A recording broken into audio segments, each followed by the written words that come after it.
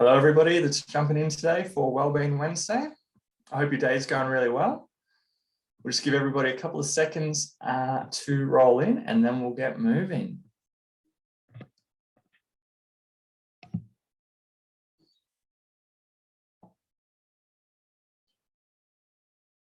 As always, you'll see this is a Menti presentation. I'm going to put the QR code up in a second, but otherwise you can see the Menti code up on the top there. So it's menti.com and the code's 123456, interestingly enough.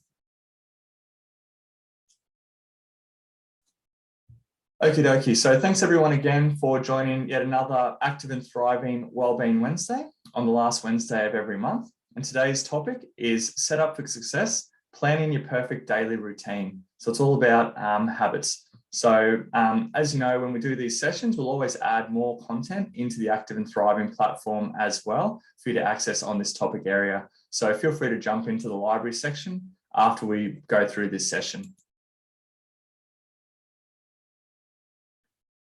So in today's session, we'll be discussing daily routines.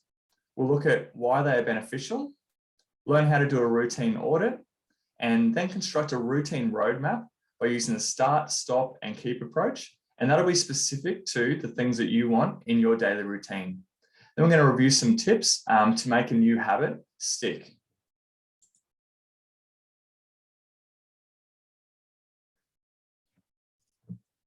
Let's get people to try and jump on the Menti again.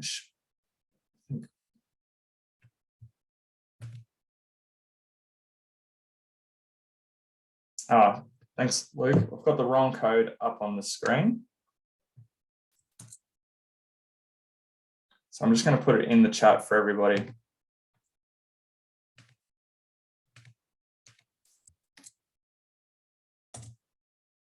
The code is 376374. Sorry about that. It's got just the testing code up on the front there. So 376374. So I'll just give everybody a couple of seconds to get into Menti. So again, go into menti.com and then code 376374. Once you're in, give us a love heart down the bottom hand side so we can see people are getting in. Awesome, brilliant. And thanks, Luke, for pointing that out. Massive help.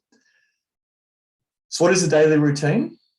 A routine is the usual series of things you do at a particular time.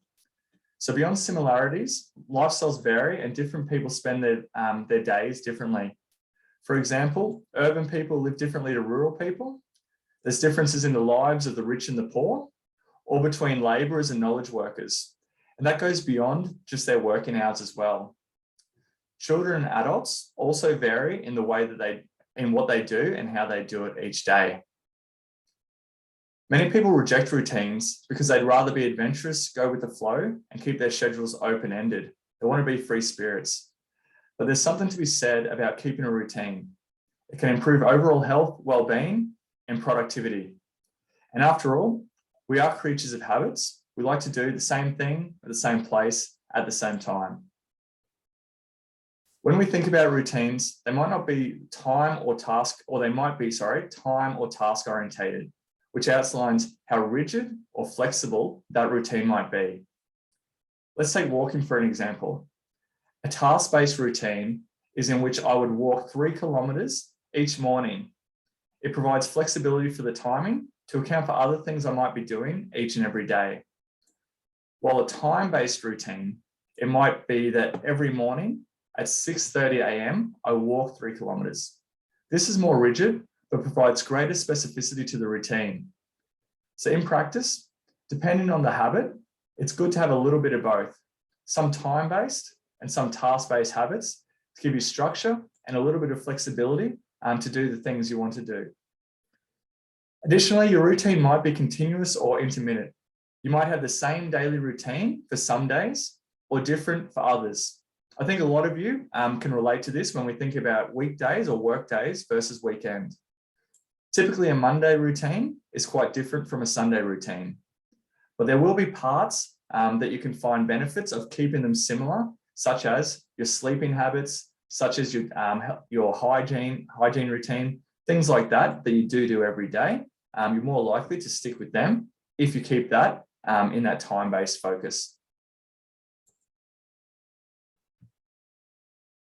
So now jumping into the Menti, what is missing from your daily routine? So just a word bubble here. And remember the code on the screen's wrong, so I do apologize for that. The code is 376374. So when you look at your daily routine now, what is one or two things that could be missing? So for me, I think it's whenever we do a habit session or routine, it's reading. I'm always trying to read more, but it's something that I get a roll on and then it falls away. So I've never been consistently able to embed it into my routine.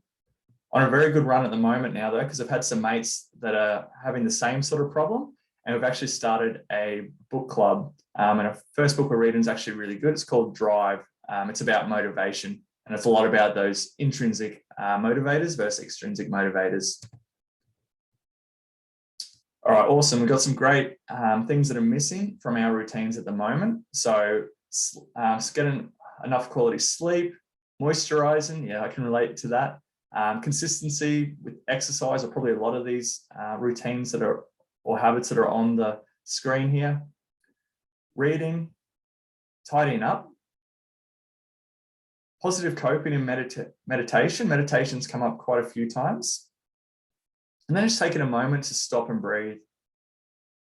So as we can see, when we look at a lot of the habits that are missing from our daily routines from this group here, a lot of them don't take a lot of time. It's really about where do we fit them into the day and how do we attach them to something to ensure the best chance of success. So yeah, take a moment to have a look at some of the other habits on there and see which ones might also be ones that you're struggling to do, you'd like to do more of, but then also which are the ones that you're successfully doing every day, and just think about why you think that it might be. Why do you think you are able to, floss, stop and breathe, whatever it might be? What's the factors, both environmental and behavioral, that allow you to succeed? Just reflect on that.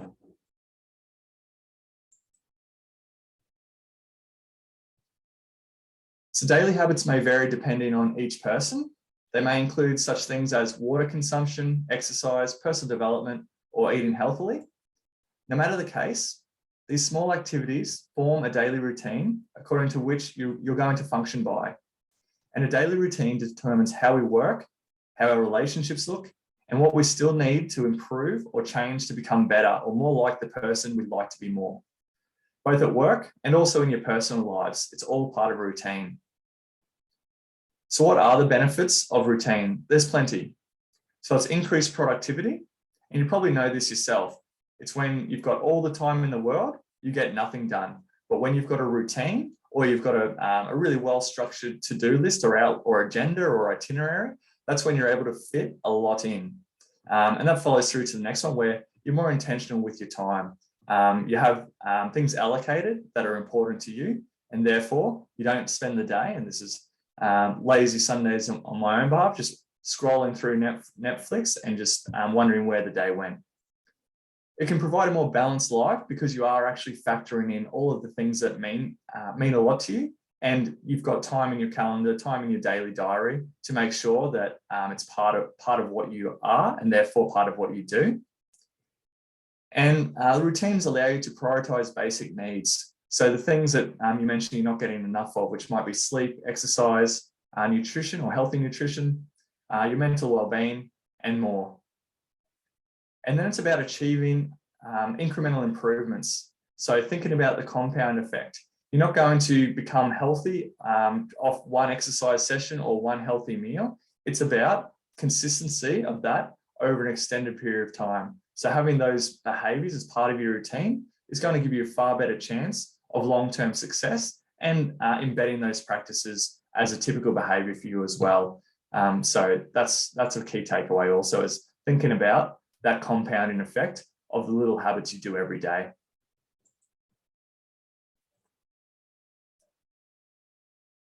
So the disruptions that we've all felt over the last couple of years from the COVID-19 pandemic and the changes to the way we work has altered pretty dramatically most people's routines, making it much harder to cope with the day-to-day stresses that you might be feeling.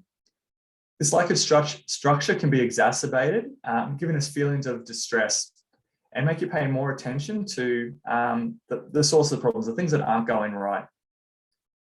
Beyond stress and mental health concerns, a lack of routine can lead to neglected physical health and predispose individuals to burnout. And I'm sure some of you have felt the feelings of burnout over the last couple of years. I know we definitely had through Active and Thrive. There's massive changes going on. So that lack of routine means that you can blur the lines between work and personal time, leading to longer working hours. And it's been pretty well evidenced now that the shift to more flexible work, and quite often has actually just meant longer work. Other noted concerns include relationship suffering, again, thinking about the allocation of time, feeling a lack of control, and having no time to think about what activities bring meaning to your life. So not being able to identify and then know what brings joy to your life is a negative impact on your well-being. What about the science? So research has consistently shown that routines can be essential to mental health. Having a routine can help lower your stress levels, maintain positive daily habits, take better care of your overall health and well-being, and feel more productive and focused. Other interesting things that science has said include a study that looked at kids during school terms and holidays. They found that kids tend to put on weight during school holidays because of the less routine. I mean, a lot of us on the call probably felt maybe a similar sort of experience when we ourselves go on holidays, or when you don't have a well-structured day, you might find yourself heading towards the fridge or heading towards the pantry a little bit more frequently, just looking for something to fill that void. Another study also found that bedtime routines also improve sleep in children. But it's not just in children that routines are beneficial. Research also shows that people manage weight better with incremental routine changes and take medication more regularly when done as part of a routine. Really good philosophy is to think if you want something to stay as part of a routine, you need to be really consistent. So think with that habit, same place, same time, and same thing, so that there's minimal disruption. So how does a routine benefit you? So thinking really holistically as yourself, thinking of well-being, how do you think improvements to your daily routine would be able to benefit you? So going one level above the habits. So for me, it's really about time management and getting in everything that I want to do. So days that I have a really structured routine, I'm able to say that I'm sticking to my values of spending lots of time caring for my family and friends, looking after my health, and putting time into my profession, which is what I'm working towards. So some good ones coming in. So feeling in control, achievement, blocking out time for the important things, absolutely. Getting things done, prioritizing what's important, stability for my mental health, that's a really important one, as well as reducing stress.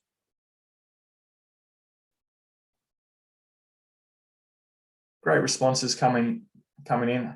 Have time to do what I love, more getting done, feeling success, achieving goals, all these great things, right? All things that we want to be doing more of. But sometimes we might choose the easy thing. The easy thing is to, go with the flow and let the day happen. But what can happen when you do that? Quite often, not too much would happen as well. There was a great study out of Canada, and basically what they were looking at is they were identifying what people like to do on their weekends, and all these amazing things came up, such as going out kayaking or hiking, long road trips on a Sunday afternoon, spending time with their kids, helping them learn a new skill, all the way through to catch up with friends and so forth. So all these really important things that we'd all love to be doing more of. Then they also asked them to, similar to an activity we'll do soon actually, break down what they actually do. And the main thing that actually people did over the weekend was watch TV. So quite often we know what we love to do, we know what we're passionate about, but we're going to do what's easiest. And if we don't figure out how to structure it into a routine, we're going to spend more time doing things that are mildly enjoyable rather than things that align to our passion.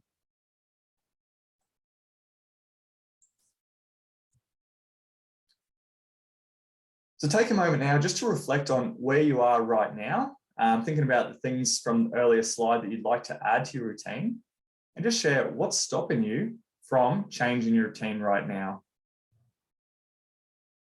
So for me, I've talked about reading right at the start, and I know exactly what's stopping me. It's the ease of having dinner on the couch and then going straight into a TV show, just a short TV show, and then following through with whatever that might be until it gets late. I need to run off to bed.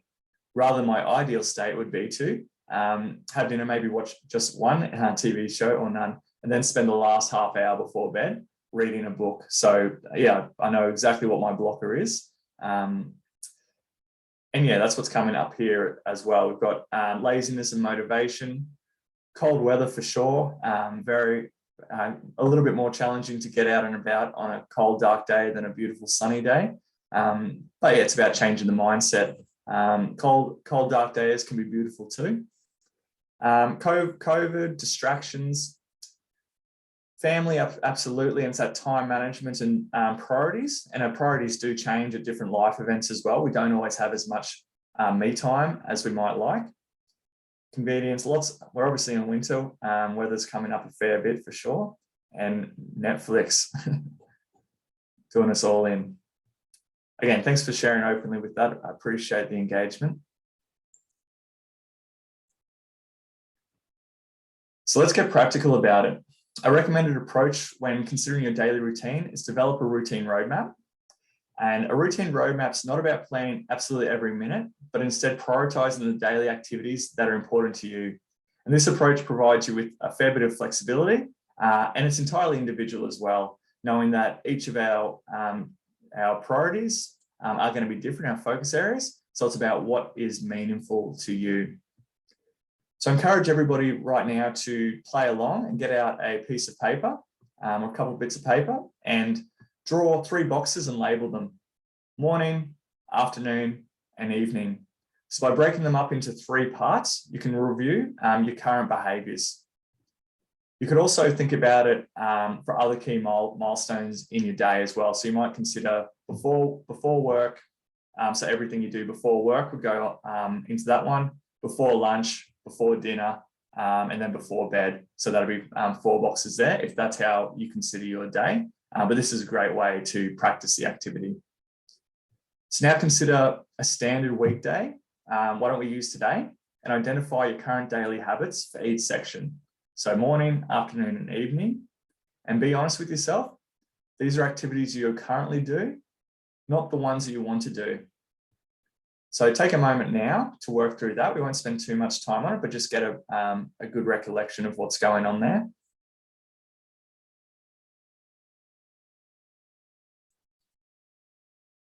So I just did 2 days away for work, and my routine was nothing like my typical routine across the board. Slept in later, eat way worse food, didn't exercise, and felt worse by the end of the day. All right, so I hope you've got a couple of items in each of those categories. And again, once the session's over, feel free to jump back in and practice this activity. And you might want to try it for a weekday and then also the weekend as well, and just see where your time is going there.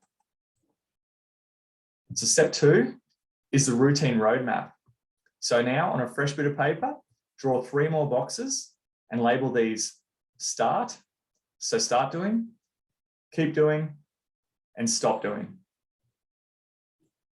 Now look at your current audit from step 1 and put all of your current activities into either keep doing or stop doing.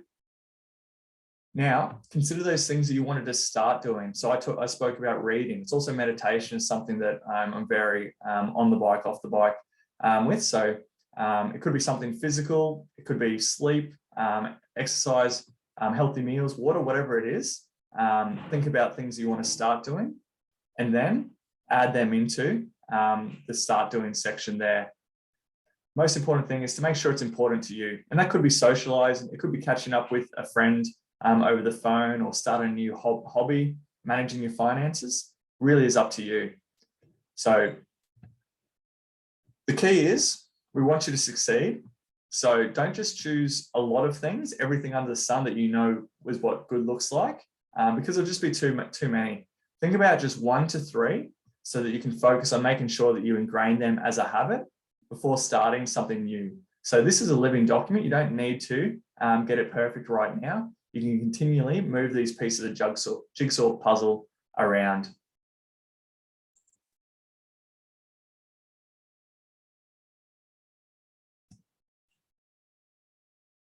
So please continue that activity in your own time as well. Share it with your family or partners as well, and see if you can work through it together, just to try and match up some quality time in there. So when thinking about your habits, one of the biggest things that we always cite is that people really do start too big. And when we fail, we often blame it on not having enough willpower. But it's not actually the whole problem. So we need to stop thinking about increasing our motivation and actually change how we design our routine. The key is to start small, and we mean really small. Focus on the smallest change you can make that's going to move you towards that desired result. Again, have in your mind compound interest. It's those little improvements over a long period of time that are going to see the biggest change in results, and that's going to embed that as your behavior rather than, a fad, essentially. So if you want to start running, start with a 10-minute walk every morning and build up your habit from there. If you want to start writing a book, start with 10 minutes of journaling each morning and practice writing down your thoughts. So try and do a new activity every day for a short amount of time, and in the same section of the day. So thinking about that activity earlier, so morning, afternoon, or evening, jot it in there, and that's where you're going to see great results.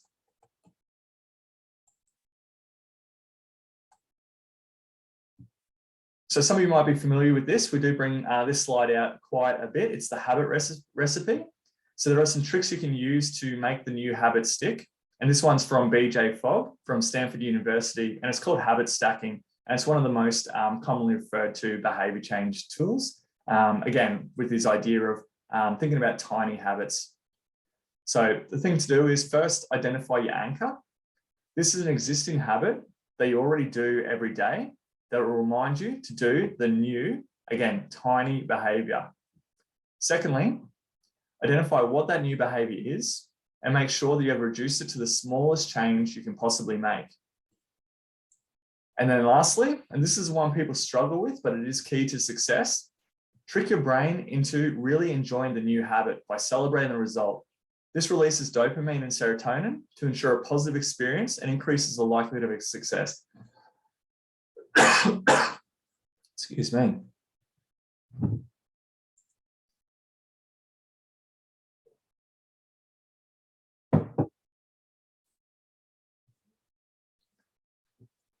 Okay, so my example is that every day while making the morning coffee in the kitchen, so again, play along with your own activity here, or own habit here, I do 50 push-ups.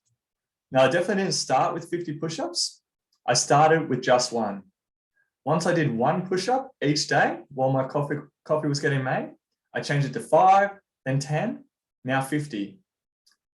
So it's all about starting little and building yourself up, and that's where you see success. And the celebration I do is definitely over the top. It's the Ronaldo celebration. When I'm done my push-ups, get up, throw the body around. And to be honest, it wakes me up more than a coffee does. But the key is to make sure there's some sort of celebration or reward, particularly if it's a habit that you've struggled to engage with long-term and might not enjoy doing in the first instance. The beauty with habits is the more you do them, the more your brain will think, if I do this every day, I must enjoy it, and therefore I'm going to keep doing it. And exercise is a good example of that. And there's all those feel-good hormones that help with that. But the idea is that if we continue to do that, we wouldn't do something that we didn't enjoy. So our body will continually reward us with feel-good hormones. So now for you to look at your own roadmap and find find one of your start activities and work through the ABC. So the anchor, the tiny behavior you're going to do, and then the celebration itself.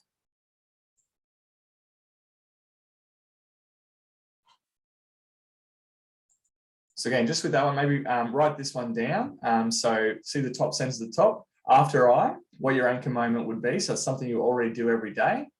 Then I will, then leave the space. So it's your new tiny behavior, and then celebration. So you can repeat this activity for all the different things in your start category there and go from there.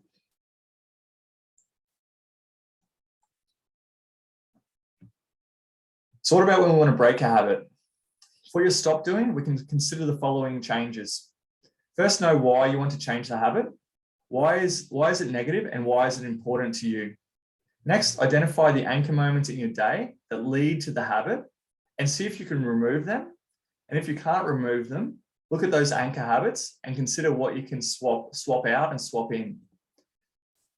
Consider how you can adapt your environment to make the habit harder to do, and try and swap out the habit for a better result. So for a lot of people, eating is definitely a major thing that people are struggling with. So that's something where you'd swap out a healthy alternative for a bad habit each day. And it might be swapping out the environment that you go to. You might always go to the same cafe each and every day. So you might swap it out in the essence that you start bringing your lunches in, or you go to a salad bar where you know that options are always going to be better for you. And a good hack is to always enlist the help of friends and family and tell them about the changes and why you're doing them.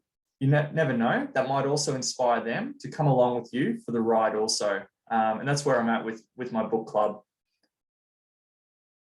And if it is an addictive habit that you are really struggling with, consider speaking to a professional to help you go through the process for that as well, as some habits are a lot harder to shift than others. And then most importantly, prepare yourself for mistakes. They're going to be normal, but it shouldn't be considered a failure or a reflection of yourself.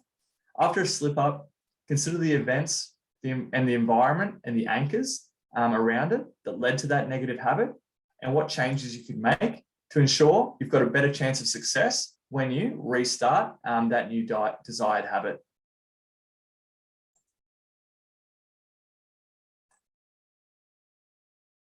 Finally, just respect that change is a process. It'll need revision. If at first your new habit doesn't stick, consider these questions.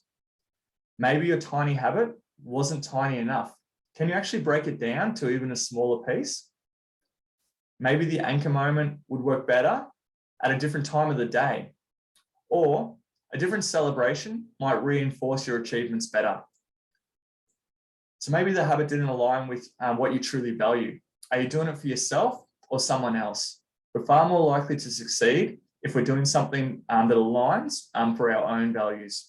So if we think about exercise, for example, sometimes for our own health and well-being isn't enough of a reason to exercise, but to ensure that we're able to keep up with our kids when they ride their bikes and be there as they age, that can be a strong motivator to exercise on a regular basis. So try and align these new habits to your own value set.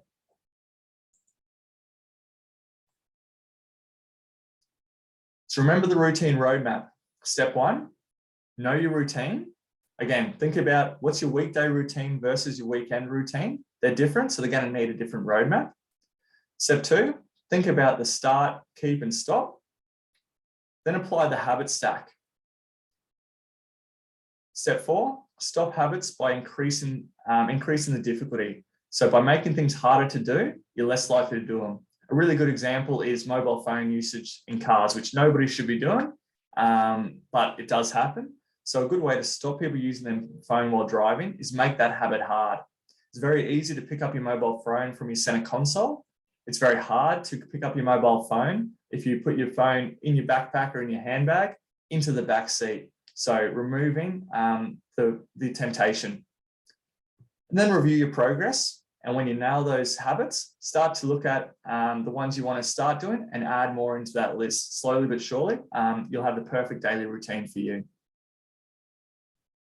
So as always, really appreciate everybody jumping on the call today. 30 minutes. Our next one for the end of August will be on healthy eating, and we'll be digging into the Australian guidelines, debunking a couple of myths around eating. I know there's lots of fads at the moment, and then highlighting some quick wins that we can all do to try and increase the high value foods that we eat each and every day. If there's any questions, by all means, throw them into the chat and I'll be happy to answer them. Otherwise, enjoy the rest of your day, and it was great seeing everybody.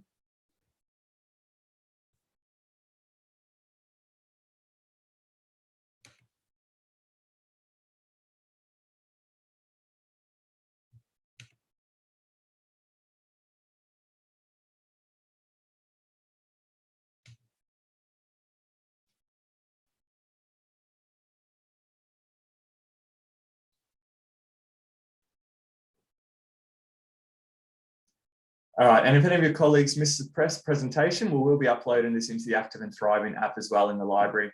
And if there's no question, I'll leave everybody to it and see you in August.